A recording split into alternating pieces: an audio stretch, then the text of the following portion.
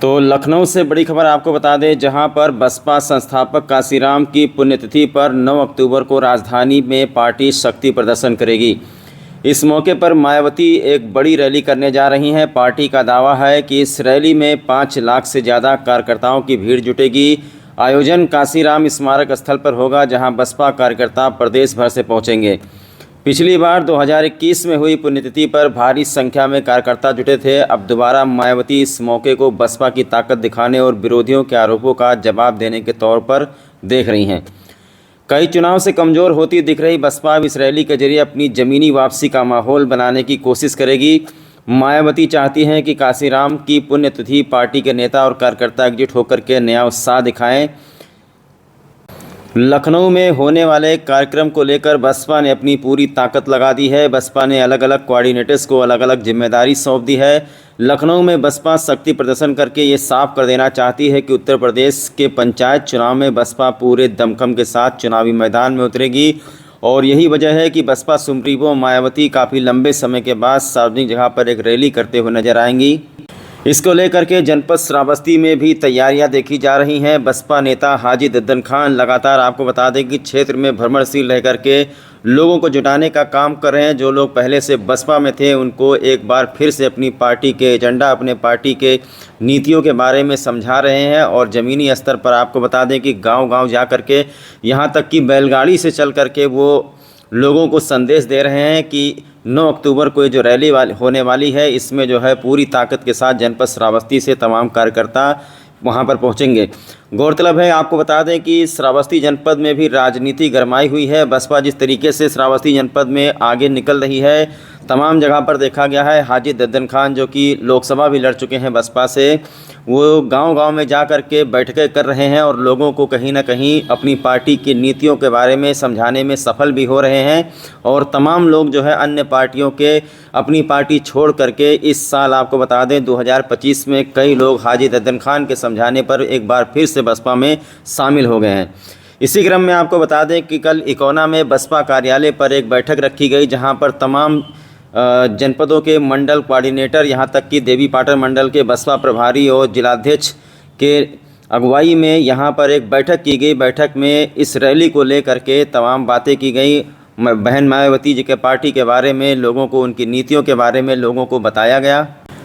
बैठक को संबोधित करते हुए बसपा नेता हाजी दद्दन खान ने कहा कि अगर भाजपा को कोई रोक सकता है प्रदेश में, तो वो सिर्फ बसपा की सरकार रोक सकती है, उन्हें बहन मायावती रोक सकती हैं। एक बार फिर से बहन मायावती को मुख्यमंत्री बनाना है। इस रैली को लेकर के बसपा नेता दद्दन खान काफ़ी गंभीर है। उन्होंने बैलगाड़ी से चलकर गांव-गांव का दौरा किया और रैली में शामिल होने के लोगों को एकजुट किया है।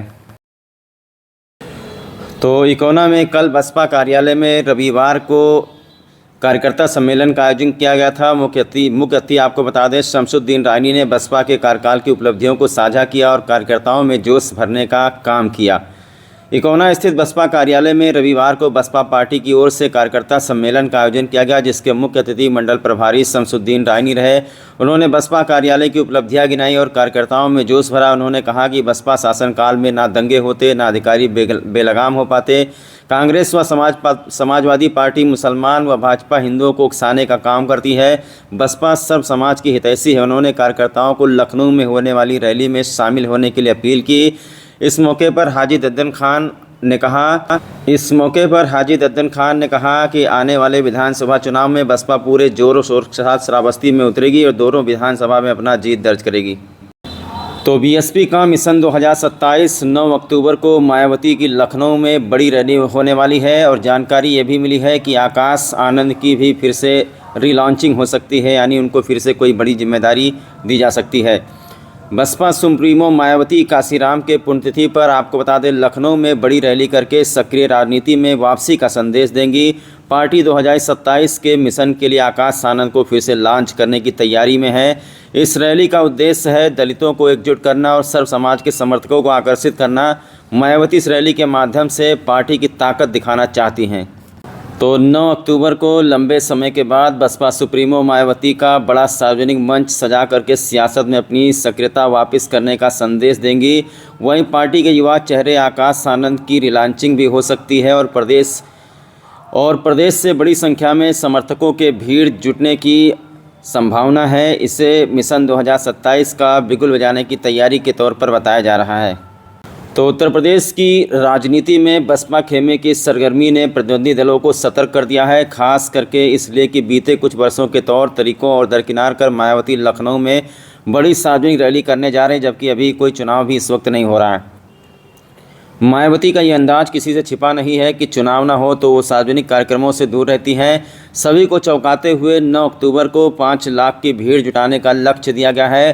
तैयारी ज़मीनी स्तर पर है, वार्ड स्तर पर भी बैठकें हो चुकी है, पूरा कैडर सक्रिय कर दिया गया है। दूर के जिले के समर्थक 8 अक्टूबर को ही लखनऊ के रमाबाई मैदान में पहुंचना शुरू हो जाएंगे।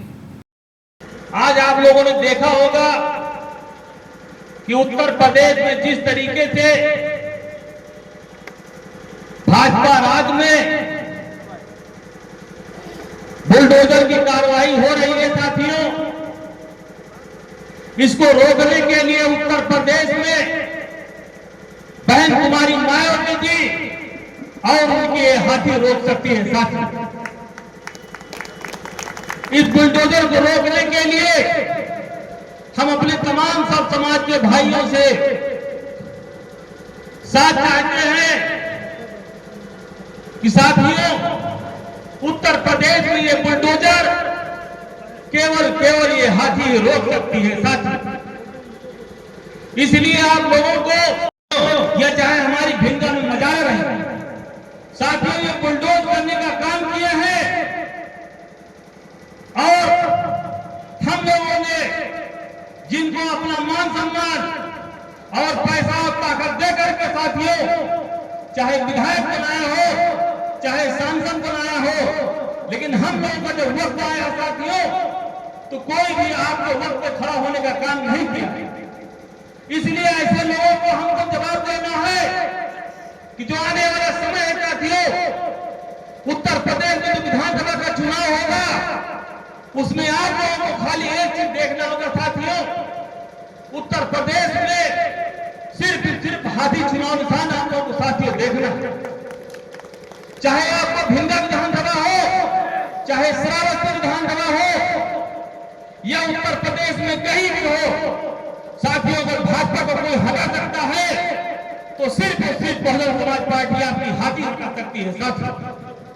इसलिए ने पूरे राज्यव्यापी एक दिवसीय और विराट जनसभा बुलाई है, महारेला जिसको बोलते हैं।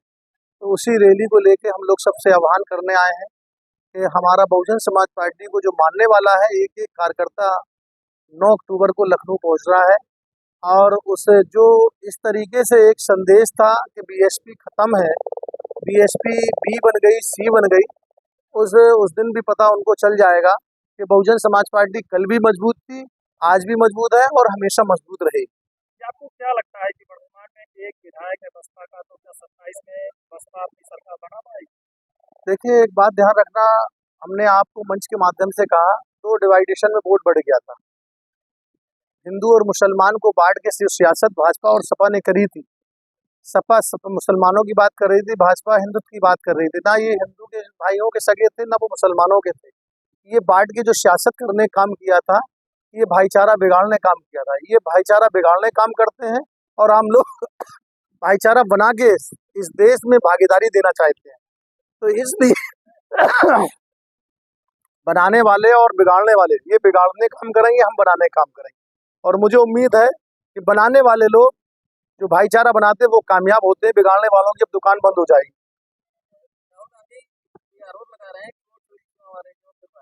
ये आज राहुल गांधी की आंख खुली। बहन जी ने 2017 में कहा था जब हमारी सरकार छीनी गई, बहुत लेट आंख खुली। बहन जी ने तो 2017 में कहा था कि ईवीएम से सरकार बनाई गई है।